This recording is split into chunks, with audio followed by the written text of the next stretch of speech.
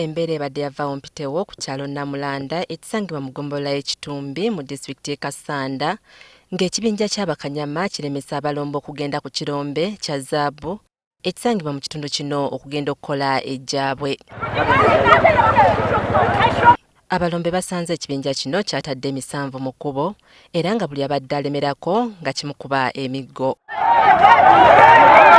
Bankubye enondo omutalimbwa wano ninduka umulala munanga abadde ku piki najja nasanga bali mu kunkuba atuukiddewo ne bamukuba ono mukono ne omusaya agenze nga guyiika. Batadde ebiti mu kkubo tetulina kuyitawo twambuke gye tukola emirimu gyaffe ne batatukkirizayo so ne batandika okutukuba. Kati wankubye ngezezaako kwagala kwetaasaako nibigaana naye nga abasajja babadde bangi. Tukitegeddeko nti ekirombe eky'olusozi kikayanirwa abantu ab'enjawulo okuli abalombe abeegattira mu kibiina ekyamugobwa Katuugo, Small Scale Miners ssaako n'abasuubuzi Ssekinoomu okuli Edward Ssenfuma n'omulala ayitibwa Senkaayi. Twakola ekibiina kya mugobwa kigezeeko okuyamba community eno efune mining license babe nga bakolera mu mateeka naye abakulu bano bagezaako kyonna ekisoboka okulaba nga bafrustratinga efforts zino.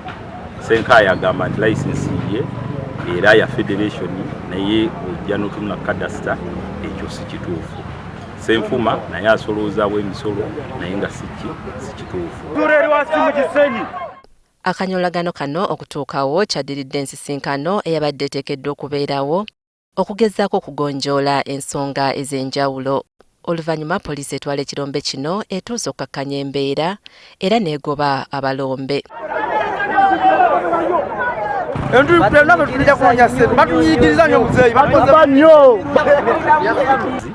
N'ekirala nti poliisi eri mu Kkobaani naddala police post eya Mineral Protection Unit eya wano Erubaali bali mu Kkobaani n'abantu bano kubanga tuzze leero nga tugenda kukuba meeting ey'emirembe okutegeeza bannaffe ki ekigenda mu maaso naye waliwo abantu abasindikiddwa mukulu Senkaayi bakoze road block ne bakwata emiggo ne bakuba abantu. Bankuba ne bayasa n'ekirawuli kya mmotoka yange ya tipa poliisi kugamba nga beegasse ne poliisi bakozesa nnyo amaanyi ga poliisi. Wabaddewo obutakkaanya wakati w'abalombe aba Kayonza Company Limited ne Katugo Mugobwa Company Limited nga bano bakaayana ku byekuusa ku byenfuna ate nga ne Katugo Mugobwa Company Limited nabo balina okwemulugunya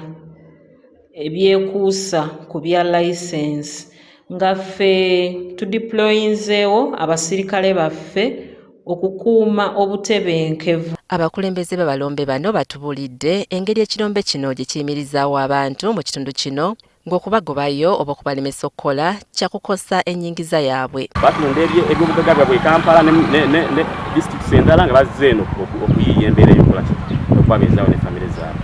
Gavumenti ene batekoze ekyo embeera yandisajjuka okusingako omugirabye olwaleero. Kati njali mu kutuluma kubanga badusasula nga twakoze kati titumanyi tetugenda kujja kunaku zino titumanyi bayimirize ebbanga gyenkanaki. Edward Ssenfuma gwe tufunidde ku lukomo lwa ssimu aliko by'atangaazizza ku by'ekirombe kino.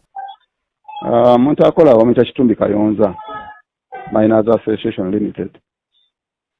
So ebanga omuntu yenna mulala adde aclaiminga okuba nti nno yakola waba mukyamu.